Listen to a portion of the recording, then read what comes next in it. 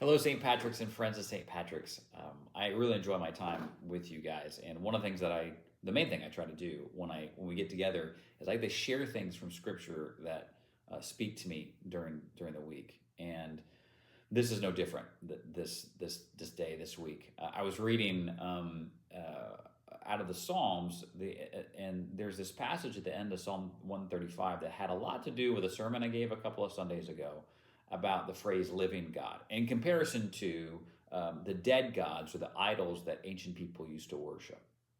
I bring this up because when they would worship idols, they would make these sacrifices, and but there was this barrier between them and the dead God or the God that was apart. Whereas our God, the true God, is a living God that is close, that is imminent. And sometimes the veil gets torn, or the barrier between us and the spiritual world becomes thin. Now, I know that we don't make sacrifices like that in modern times, but there is idolatry today, and these idols and these sacrifices that we make take a slightly different form. I'll give you an example. There's the idol of materialism, where we think that if we sacrifice our time and our money and our energy to attain these things, then what we'll receive in return is peace or joy. And sadly, what many very wealthy people or very famous people find is when you sacrifice your life or your relationships around you or things for that kind of thing, it doesn't give you peace or joy. It's a lie. And there's others. There's pride, and particularly in Dallas and where we are, there's this image that if we have a certain image, people will like us, and so we make sacrifices based on that to attain those things. And of course, as many people who cultivate the perfect image find, it doesn't give you peace or joy. It doesn't necessarily make people like you. There's a lot of use and abuse that goes on in our world. Well, let me share with you these verses, because I thought what's fascinating about what God shares here at the end of Psalm 135 is important to know. He's talking about the idols that men make, and this is what he says in Psalm 135: "The idols of the nations are silver and gold, the work of human hands. They have mouths, but do not speak. They have ears, but do not see. They have eyes, but do not see. They have ears, but do not hear. Nor is there any breath in their mouths." Now, I love that passage because it gives a very, very clear image of what we're dealing with. But this is the part that threw me for a loop that I'd never read before. I don't think so, anyway.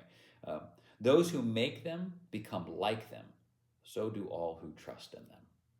Those who make them become like them, and so do all who trust in them.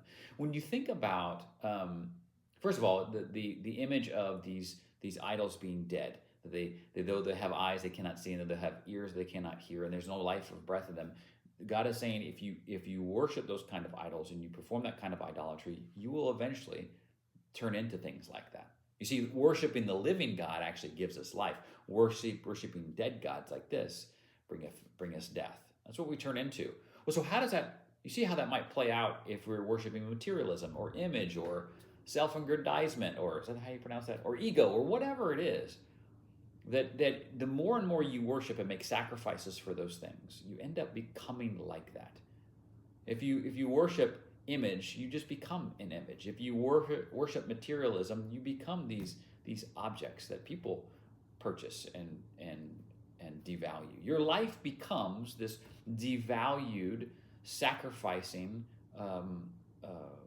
waste, instead of worshiping the living God, which gives you life and peace and joy and strength. That's who God is. So though our idolatry has shifted a little bit in its form, maybe, it's still not gone. And these verses are a stark warning of, like, what you worship, you become like, don't you? I think true joy comes from worshiping the King of joy. So let us all do that more and more. These are our prayers for you, of course, in the church, and we're always praying for each and every one of you. Hope your week is going well. Come join us on Sunday. Invite a friend. God bless.